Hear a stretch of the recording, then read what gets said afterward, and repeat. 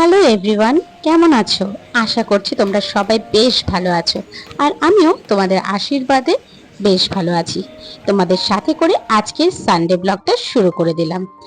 জানো তো, আমি এখন ঠিক করেছি প্রতি রবিবার করে একটা করে ব্লগ ভিডিও বানাবো, সেটাই তোমাদের সামনে ধরবো। আসলে সারা সপ্তাহ এত দৌড়াদৌড়ি থাকে, বিভিন্ন কাজ থাকে, অফিস থাকে, সব মিলে যেন সময় দিয়ে উঠি না। আর ভিডিও করতে গেলেই তো প্রচন্ড টাইম লাগে। এখন কিন্তু রবিবার সকাল প্রায় 9টা বাজে। যদিও আমি রবিবারে একটু লেট করেই উঠি। আজকে ঘুম থেকে উঠেছি 8টার সময়। হাজবেন্ড কিন্তু আগেই উঠে ও চা খেয়ে নিয়েছে। যাই হোক, তারপর আমিও চা খেয়ে যথারীতি ওরা সব বাজারে চলে গেল। অর্থাৎ দেওর গেছে রেশন আনতে আর আমার হাজবেন্ড গেছে বাজারে।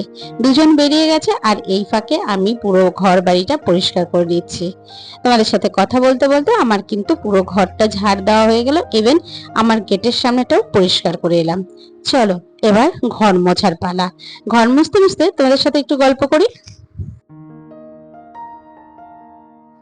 মাঝখানে বেশ অনেক কটা দিন তোমাদের সাথে কোনো ডেইলি লাইফ শেয়ার করিনি। আসলে কি বলতো, সেই যে নেপাল থেকে এসেছি তারপরে কিছুটা হয়তো ব্লগ ভিডিও শেয়ার করেছিলাম, তারপর যেন মনটা একদম ভেঙে গেছে।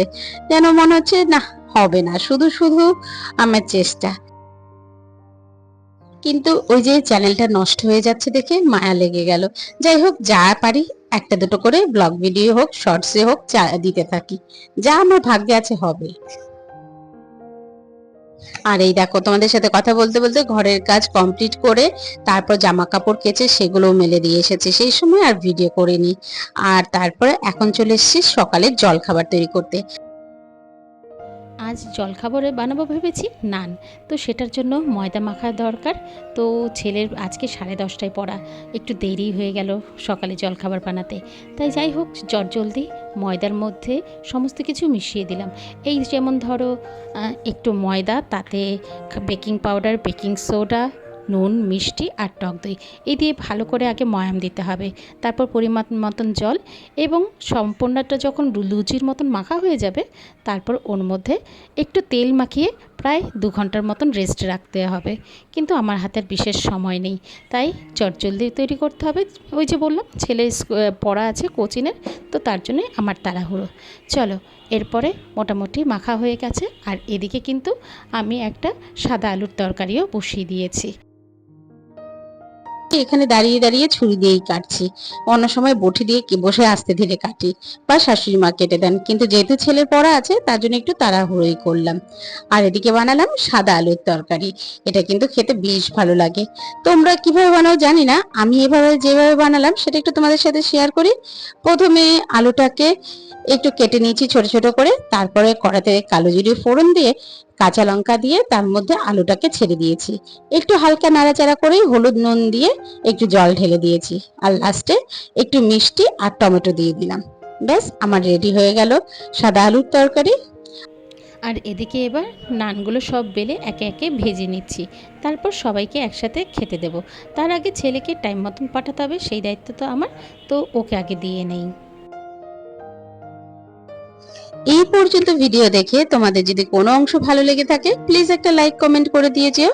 আর তুমি যদি আমার চ্যানেলের নতুন বন্ধু হয়ে থাকো, চাইলে আমার চ্যানেলটাকে সাবস্ক্রাইবও করতে পারো।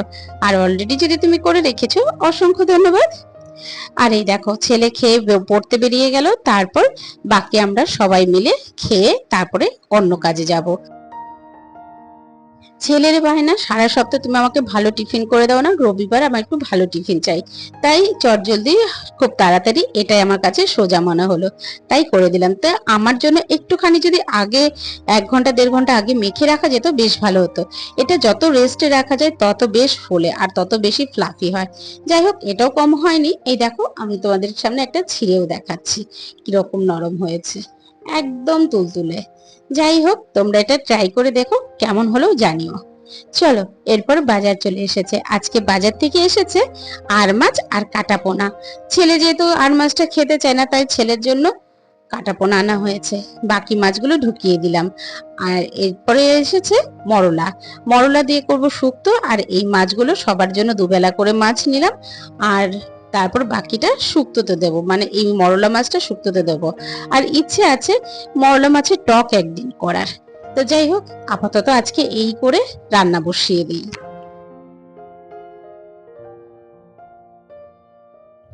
জানো তো, বিয়ের পর পর প্রথম প্রথম আমি মাছ ভাজতে পারতামই না। যখনই কড়াতে মাছ দিতাম দেখতাম লেগে ধরতো, কেন ধরছে বুঝতেই পারতাম না। যাই হোক, তারপরে একদিন ফলো করলাম। আমি কড়াটা হালকা গরম করছিলাম এবং তেলটাও হালকা গরম করছিলাম, বেশি একটা গরম করছিলাম না, যার ফলে মাছ দেওয়ার সাথে সাথেই কড়াটার মধ্যে আটকে যাচ্ছিল। এরপর থেকে শিখেছি কড়াটা বেশ ভালো করে গরম হয়ে উঠবে এবং তারপরে তেল দেব, এবং তেল দেওয়ার পরে বেশ ধোঁয়া উঠে যাবে। তারপরে এটা কিন্তু দিলে পরে সেরকম ভাবে আর লাগবে না, সে যত পাতলাই মাছ হোক আর যত দামি মাছ হোক। তবে মাছ ভাজার আরেকটা ট্রিক্স বলবো, মাছ ভাজার সময় এরকম হালকা ঢাকা চাপা দিয়ে রান্না করলে সব দিক থেকেই সুবিধা। একদিকে যেমন তেলের ছেটাটাও চারিদিকে কম ছিটবে, আবার নিজের গায়েও ছেটাটা বা ফোসকা পড়ার চান্সটা কম থাকবে। আর মাছের তেল যদি একবার গায়ে ছিটে আসে, যা হয় তার কি বলবো। যাই হোক, তোমাদের সাথে কথা বলতে বলতে আমার সমস্ত মাছ ভাজা হয়ে গেছে। এবার কাঁচা মাছগুলো নুন হলুদ মাখিয়ে রেখে যে থালাটা রেখেছিলাম সেগুলোর মধ্যে আলু বেগুনের যে সবজি যেগুলো ঝোলে দেবো সেগুলো একটুকে ওখানে মেখে রাখলাম। তাহলে কি বলতো, একটু সেই মশলাটাও নষ্ট হলো না, আর এদিকে আহ তোমার এটাও একটু আগে থেকে মাখা রইলো। যাই হোক, এরপর জিরে কালো জিরে ফোড়ন দিয়ে মাছগুলো সমস্ত সবজি দিয়ে দিলাম এবং সবজি দিয়ে সেটাকে হালকা নাড়াচাড়া করব। এরপর যথারীতি ধনের গুঁড়ো, জিরের গুঁড়ো, লঙ্কার গুঁড়ো, হলুদ গুঁড়ো সমস্ত কিছু দিয়ে বেশ ভালো করে কষাবো। কষানোর পর যেই তেল ছেড়ে আসবে তখন পরিমাণ মতন ঝোলের জন্য জল দেব। আমি কিন্তু এখানে গরম জলই ব্যবহার করেছি। যাক, ঝোলটা ওদিকে ফুটতে থাকুক, এদিকে আরেকটা কড়াতে ভেন্ডি ভাজা দিয়েছি। ভেন্ডি ভাজাটা হয়ে গেলে তারপরে দেব শুক্তো।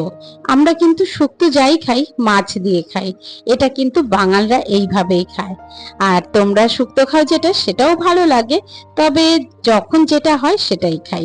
চলো, এরপরে ভেন্ডি ভাজা হয়ে গেছে, চলো শুক্তোটা বসিয়ে দিই।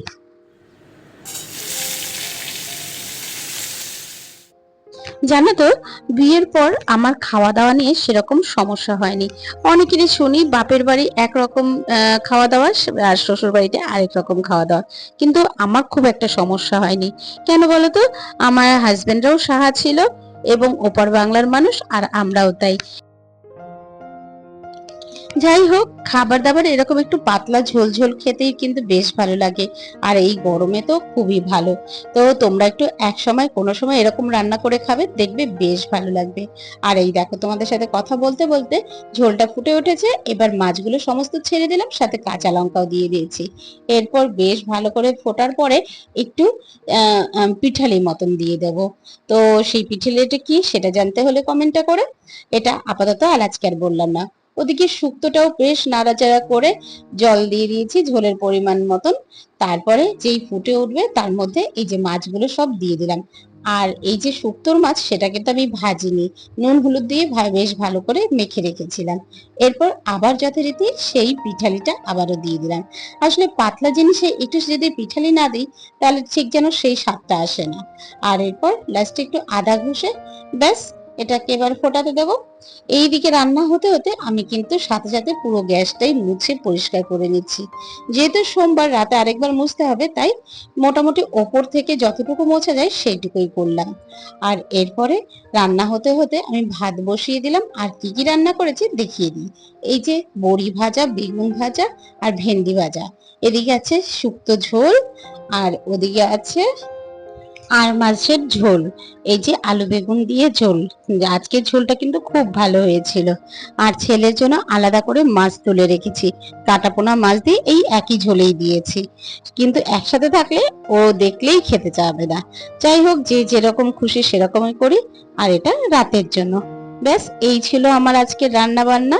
চলো এবার স্নান করে যথারীতি গোপালের কাছে চলে এসেছি।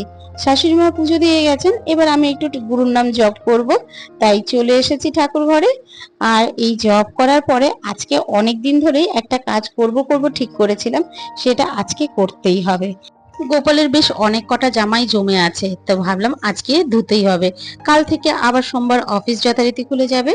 যাই হোক, এই যে সমস্ত জামা কাপড় ধুয়ে দিয়েছি আর আজকের ভিডিওটা এখানেই শেষ করছি। কেমন লাগলো আজকে পুরো ব্লগটা অবশ্যই কিন্তু একটা ছোট্ট কমেন্ট করে জানিও। আজকের মতন এখানেই শেষ করলাম। তোমরা ভালো থেকো, সুস্থ থেকো। আবারও তোমাদের সাথে দেখা হবে নতুন একটা ব্লগে, নতুন কোনো কন্টেন্ট নিয়ে।